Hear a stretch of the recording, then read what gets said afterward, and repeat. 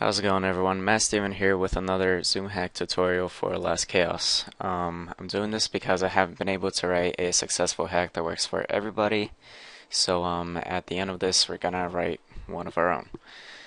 So same setup as last video. I have Cheat Engine running. It's attached to nksp.exe, which is Last Chaos. I have a calculator handy, which I'm gonna use for adding and subtracting hexadecimals and converting them into decimals and vice versa. And of course a notepad for taking down my notes.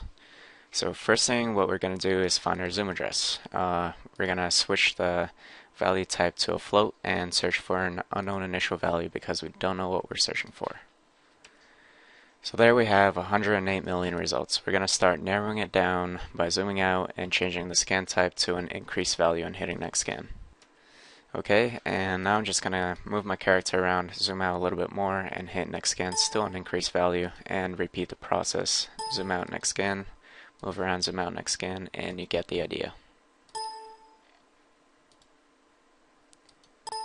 Alright, I'm just going to go all the way out, hit next scan. I'm going to start going the other way. I'm going to zoom in and change the scan type to a decreased value, hit next scan, move around, next scan, move around, zoom in, next scan. And I'm just going to go all the way in and hit next scan. And now I'm going to move around, but I'm not going to change my zoom and search for an unchanged value and hit next scan, and we're down to just two addresses. The bottom one is black, so it's a dynamic address. It's going to keep on changing every time that we launch our game, so therefore it's garbage to us, although it does correspond to our zoom. But so does the top one. The top one is green, so that means that it's a static address and it won't change, and that's the one that we need. So the first thing I'm going to write in my notepad is my limits. And right here I know that my limit for zooming all the way out is 9.5. And my limit for zooming all the way in is -2. And we're going to keep track of that.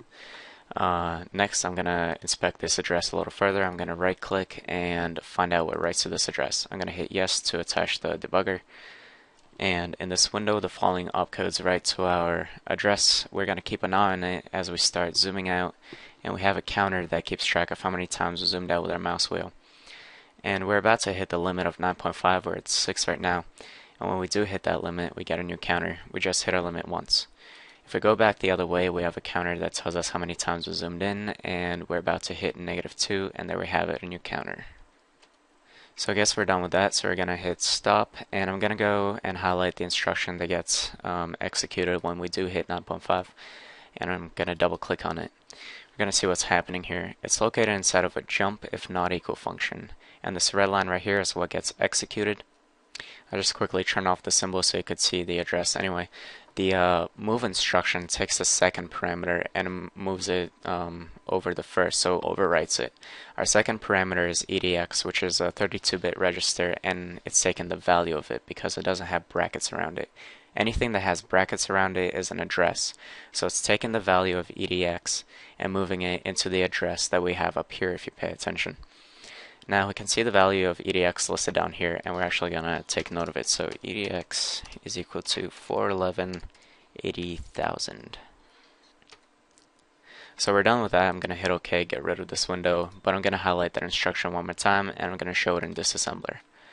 Now I did mention before that it's probably helpful to get familiar with assembly because you need to know what's going on here, but to review this right here, the jump if not equal instruction is referring to the instruction right above it, the logical AND.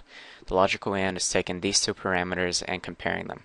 And what this is saying, the jump if not equal, is as long as the register of EAX is not equal to this value right here, we can keep on zooming out.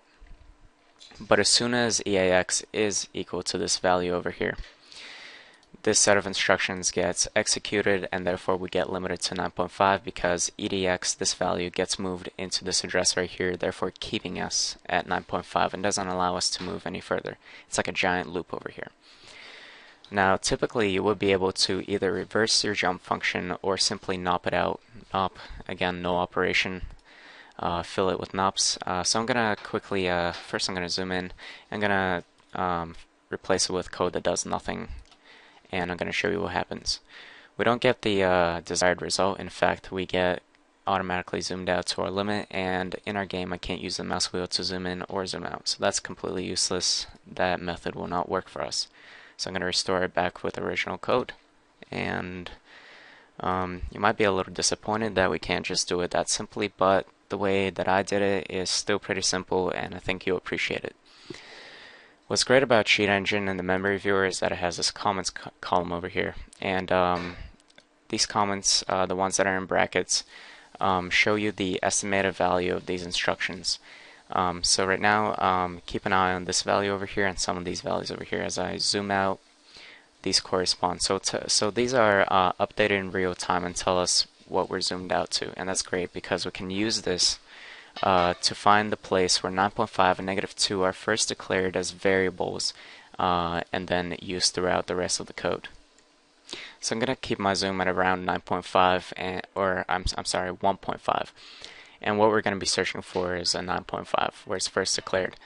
I'm going to go into the memory viewer, go to view, and show symbols. Here we can see that we're inside the function of cPlayer view setCamera position EX. So now in the memory viewer, I'm going to right click and go to address, and I'm just going to type that right in there, the name of the function, and hit OK to go to the very beginning of it.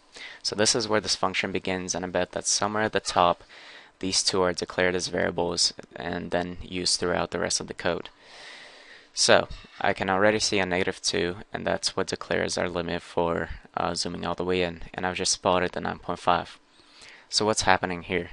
We see another move instruction, and it's moving the value, not in brackets, of 411,80,000 into the address of EBP with an offset of -48. Now the 411,80,000 already looks familiar. Yes, it is our EDX register, or eventually becomes our EDX register, and you can see the 9.5 here. So this eventually gets moved into here, and therefore keeping us at our limit, because remember of that infinite loop there. So what we can do to this is that we can declare it as something greater than it is currently. So the 411,80,000, that value that gets written here, we can change it to something greater. I'm going to change it to a 511,80,000. So now if we go back into our game with this newly declared variable, we can see that I can zoom out as much as I want with no limits. So there we go, we've found our golden address over here. And I'm going to just quickly take note of it. When you're writing these addresses, you can in fact ignore the first couple of zeros. So I'm going to write down the 68 C5 3F. Now before I go any further, I need to disappoint you and tell you that this address right here is completely unreliable. When you write your trainer, you can't use this address because it's prone to changing. And I'm going to show you why. I'm going to go to view and I'm going to turn off show symbols, but I am going to go to view and turn on show module addresses. This right here is the real address of this instruction. So right below it, I'm just going to write base address plus the offset is going to be equal to entitiesmp.dll with an offset of 11C53F. 11C53F. Now I'm going to quickly show you what entitiesmp.dll is. If we go into our Windows Explorer and go into our last Chaos USA folder, we go into the bin folder and we quickly spot the file entitiesmp.dll. DLL is a dynamic link library, and this instruction is located inside of this file. Now dynamic link libraries are loaded dynamically into memory. Basically the operating system, which is Windows 7 for me, hands out base addresses to these DLLs on a first come, first served basis. So Windows 7 will say who's up first, engine DLL, here's your base address, have fun. Who's next, entities, here's your base address. On a different time when we launch the game, entitiesmp.dll could be the first one to ask for a spot in memory. So that's why the base address will constantly change, and this address here will be unreliable. However, the offset will always be the same. So what our trainer can do is find the base address of this DLL when the game is loaded and add the offset and find our instruction 100% of the time. To prove my point a little further and to show you how the trainer will work, I'm going to go over to the calculator over here. And, well, first I'm going to go to address, and I'm going to go to entities and p.dll to go to the very beginning, to the base address. And I'm going to turn off show module addresses. 570,000, which is in hex actually, is going to be our base address for entities and p.dll. And the offset to find our instruction, which I'm going to add right now, is 11C 53F. We're going to hit equals, and our trainer is going to find the sum of these two, which is this particular time. Keep that in mind. It's going to change every time the game is launched. We should find our instruction at 68C53F. When we hit enter, we are indeed taken to our instruction. So that's how our trainer is going to work. So what next? First I'm going to change this back to what it was originally, which is 411,80,000. And note that when I did that, we are quickly taken back to our limit and we can't zoom out any further again. And also I just want to tell you that you can't just change the value of this to 20 and expect it to change, because remember, there is a instruction that checks for this stuff. Anyway, what we're gonna do is we're gonna write down the bytes that are in this column, because our trainer is gonna need that. So the original opcode is gonna be C745B800001841. Now that is our original opcode. Our trainer needs that to in order to spot this right here. We're also going to need the opcode when we change it to enable our zoom hack, which actually is very similar. So we need to change it to the same thing, except for the last two digits become 51. Okay. And I'm also going to keep track of the address that corresponds with our zoom. And again, we kind of ignore the first couple of zeros because they're completely useless to us. So I'm going to start writing at 79.8E.D0. And I know that it's a 0 because there is no O in opcode. So I think that I've covered everything that I wanted to cover in this video, but stick around for my next one, because we're going to start writing a trainer of our own and get the sucker to work. But until then, have fun.